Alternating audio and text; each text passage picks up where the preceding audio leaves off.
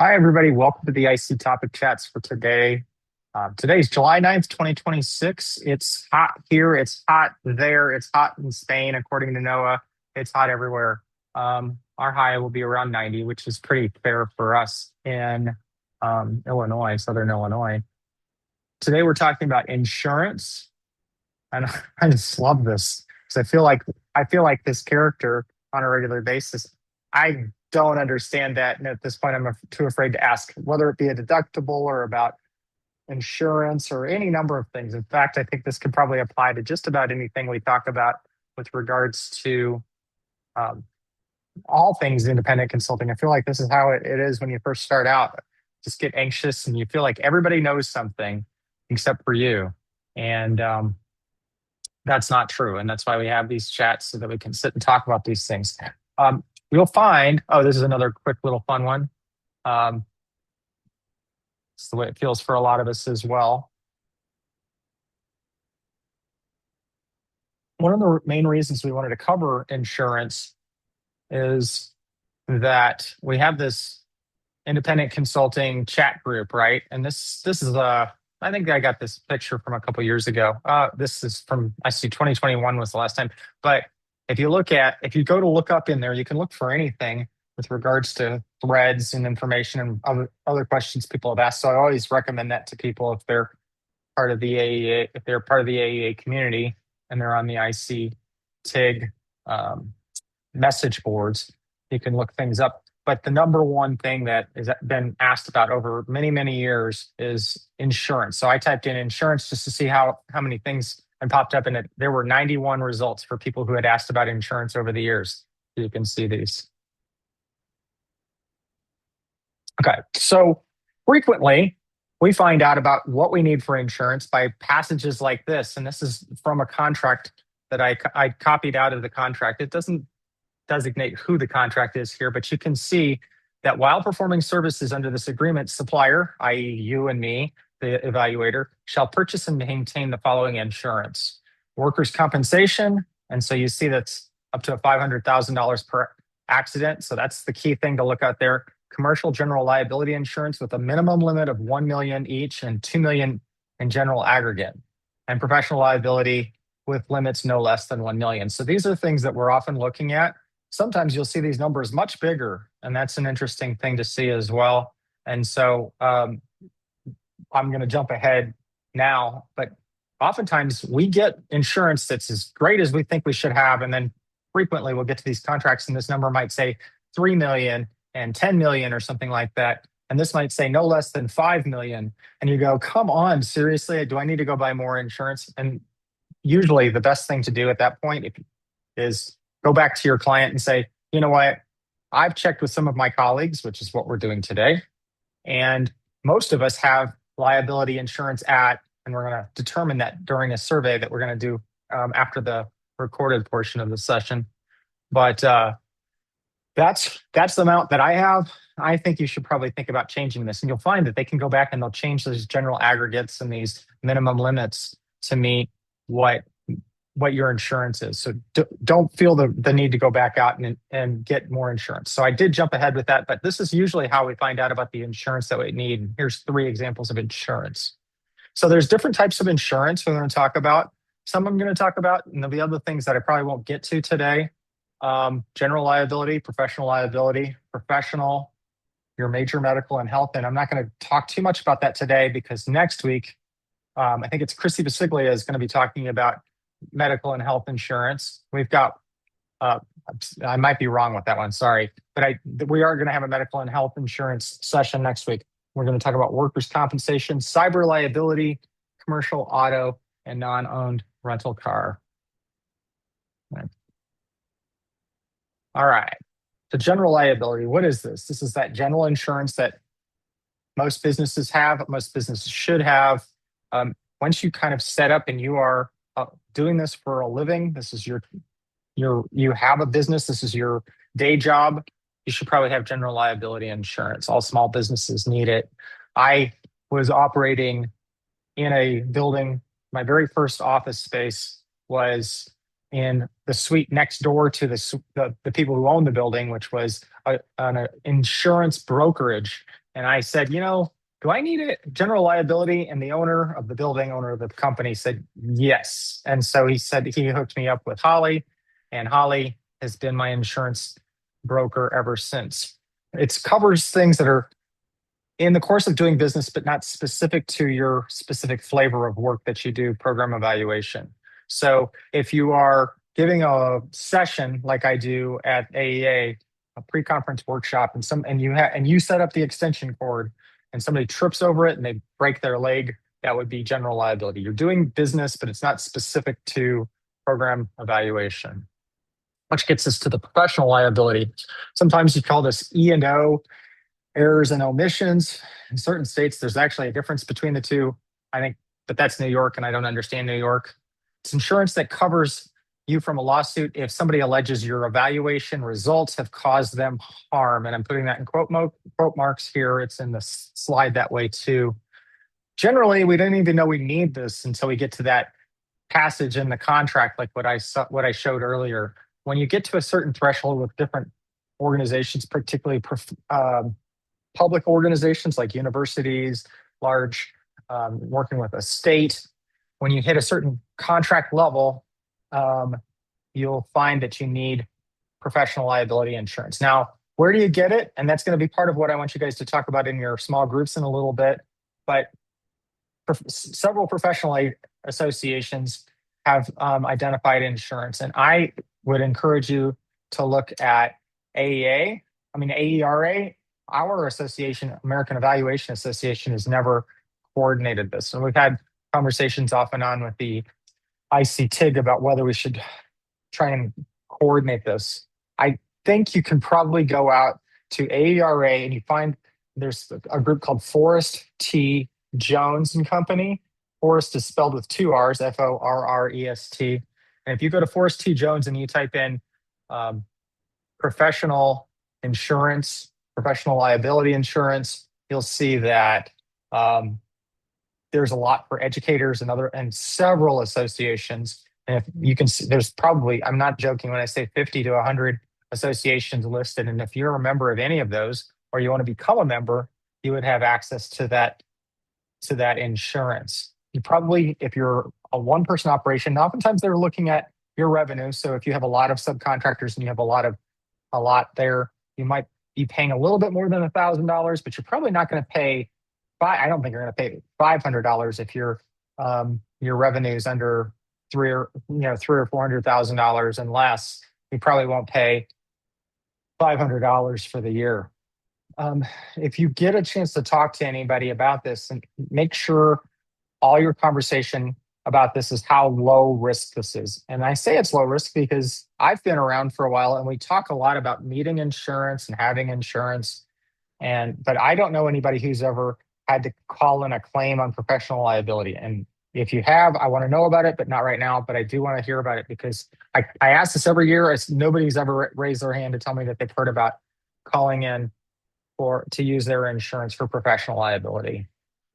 And you also want to make sure you understand additional insured. So sometimes your client will say, I need to be listed as an additionally insured party. And so I will list our several of our clients, and sometimes I put them on my general liability as well. I think I have an accord statement I'm going to show you a little bit later. Other kinds of insurance. So property insurance, particularly if you're renting, you might need renter's insurance. Your landlord may require that. Sometimes it's called a marine policy. Don't understand why they would call it a marine policy. Have not figured that out. This often covers equipment, particularly if you have expensive equipment. Like I said, you may be required for you if you rent or lease your space. If you're in your home, you may not need it because you may be covered by your home policy. Or if you have a credit card, 90 days from purchase, you can potentially have insurance for larger expenses or any kind of expenses like a computer. When we're talking about medical and health, like I said, we're going to have a medical and health session next week. If you live in Canada, you can take a nap for about 30 seconds because you have it. It's included with it. As if you're in Spain, I think maybe you guys have insurance through the state as well. Many of us use our spouse's insurance. That's how I started off. My my partner, she covered me and my and our family, and then I eventually got insurance for the business. If you have employees, you can't give yourself a nice health insurance plan and something different for everyone else. You have to give the same thing to everybody. That's like the law. Um, Originally, we had a program called QSERA, Qualified Small Employer Health Reimbursement Account. It's basically you would provide reimbursements to people um, through a program. And that worked out we did that for a year or two, and then we ended up getting a United Healthcare plan. And when we had to transition from several employees from like 14 down to 3 employees, we were able to maintain it because I didn't realize this at the time, but United Healthcare will provide a group health plan for 3 or more employees. You need at least 3. So we're very happy to have 3 full-time employees. Workers' compensation, you may need this as you saw it in that contract statement at the beginning of the session. Now, if you just have 1 employee and it's you, you don't need workers' compensation. And in fact, you will oftentimes get these contracts that come through and says, you need workers' compensation. You need to demonstrate that for us. And you say, I can't get workers' compensation because I can't get workers' compensation for myself because I can't sue myself. That's not the way that works. You will have to pay for each of your employees each time you add it on. I do it through our QuickBooks. That's how I found out about it. And so it's through Hartford, and there's a lot of other names that I don't understand. They keep changing their name like banks. But we paid about $1,200 a year for 14 employees. So you can do the math on that, a little less than $100 per person. Again, make sure your carrier knows that you are low risk. You are not asking people to carry heavy objects up and down stairs for your job. For their jobs, they are frequently sitting in front of computers as we do, talking. There's not a lot of risk that should be there. Cyber liability. I added this insurance. I added this slide just a couple of years ago because I didn't even know what it was, but it's become pretty familiar and kind of common. As I said at the beginning of this session, one of our colleagues I was talking with earlier this week, she was required, and I think this is extreme, to have a $10 million aggregate policy. I don't have a $10 million aggregate policy. I haven't heard of that. And I'm afraid to go ask how much that'll cost because it's kind of pricey. I think I spent $1,700 last year. If you're working with a lot of data, sensitive data, particularly for us, we work with student data for large data sets. If something goes wrong, somebody breaks into your system or whatever, this will help you with that data breach and the communications that need to happen as a result. I don't know what it looks like to call in a claim on cyber liability and what the costs are. I hope I never have to find out. So anybody wants to talk about that, I would love to hear what you've learned. Because we work with state institutions, even state institutions that don't need us to travel to see them, don't want us to come to see them, their purchasing departments often require us to have commercial, non-owned, or rental car insurance. So I got this through our State Farm, and that's an additional insurance that we picked up from them. Don't buy this from the rental car companies. $395 for the year. It's a bit like travel insurance. If you get travel insurance every time you fly, you're going to spend a gazillion dollars. If you get travel insurance through a policy for the year, in case of emergencies and problems, then anything might happen. You're going to save a lot of money by thinking about it as an annual policy versus a per purchase. When we first started getting rental car insurance, we were paying for the top tier, and I don't even want to know how much we spent. But you don't need to do that when you're get a commercial non-owned rental car thing, and you'll see some of your contracts will require that. Other insurance coverages, travel insurance. I just talked about that. Not a bad thing to have. Life insurance. I can't speak about life insurance. There's a lot of things to talk about. Life insurance could be its own session, and I'm not entirely sure it would be specific to independent consulting. It's probably another idea. You may want extended warranty insurance. That's a good idea for if you drop your phone a lot, drop your computer. That's probably a good idea. If you have multiple directors, um, like I don't have directors and officers insurance for our corporation, but we do have it for our homeowners association. Of course, no surprise here. I'm the president of the homeowners association, and you better believe I have D&O insurance because if somebody does something really dumb on our property, I don't want to be the one to be sued. An umbrella policy. This is the picture you see on the left. The idea of if it's not covered by the policies that you have, you can have one policy that kind of you tap into in case things run out.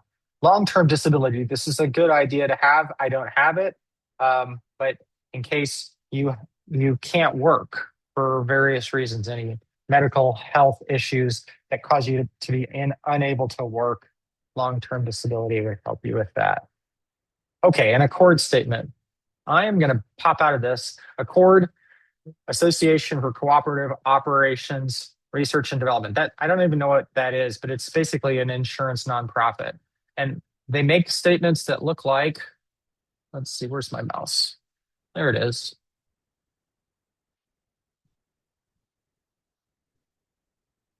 Today's session down here, all the way at the bottom.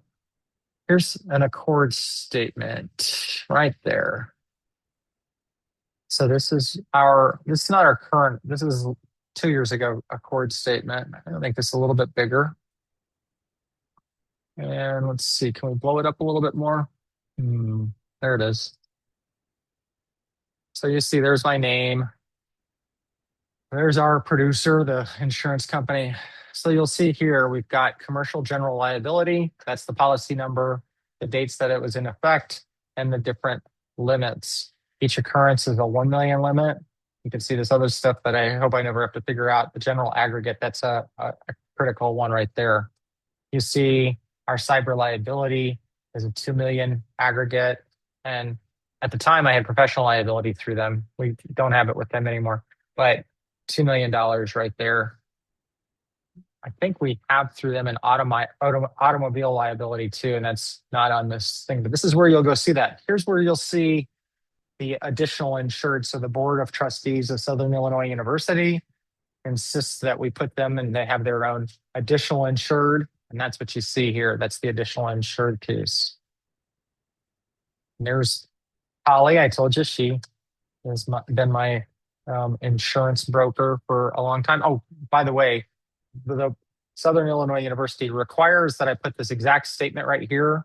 And this is straight from their contract. And I can tell you if I missed like the word "the" here, they would catch it and they would make me redo it. So when you're getting insurance, you might want to ask, does it cost me extra to put additional insured? Because I don't pay extra for this. But there are instances where you do have to pay extra. Maybe it's $100 per additional insured. And I'm not sure why they do that. Maybe it's because it's a pain in the butt for them to have to make these extra things. Holly doesn't seem to care. And it doesn't cost me anything extra when she puts an additional insured on there. So let's go back to our slides, slideshow. All right, 5.5 suggestions. Insurance brokers may, I say will, but may save you money. The reason why an insurance broker may save you money is they're shopping around for the best policy. And oftentimes I'll say, hey, I started with State Farm and they said this, and they'll come back to me and they say, you should go with State Farm. They're just better. They're a little less expensive, but they will shop it around to see what they think is best. There's the North American Industry Classification System, the NAICS codes. You should know that. You're going to need to look it up at some point.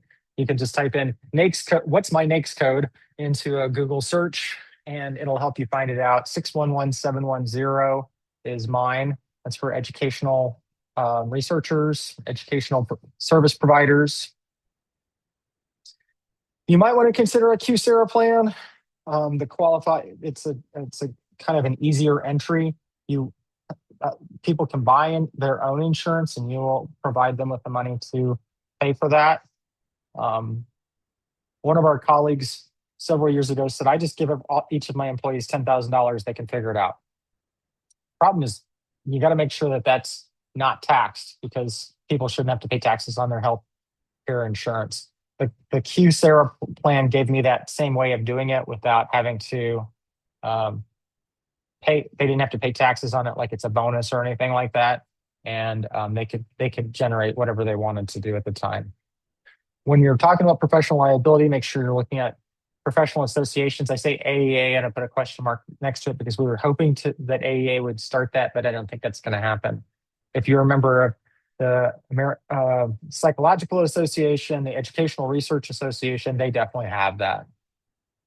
You might want to insure expensive equipment, but I would not insure inexpensive equipment like furniture. I buy all my furniture secondhand. I have for several years. This desk I'm sitting at right now, I've had for 8 years, and I purchased it from the guy who um, he co-leased the office to me. And he says you can have the desk with everything else. Actually, I think he made me buy it from him. I don't know, for $100 or something. I was like, okay, whatever.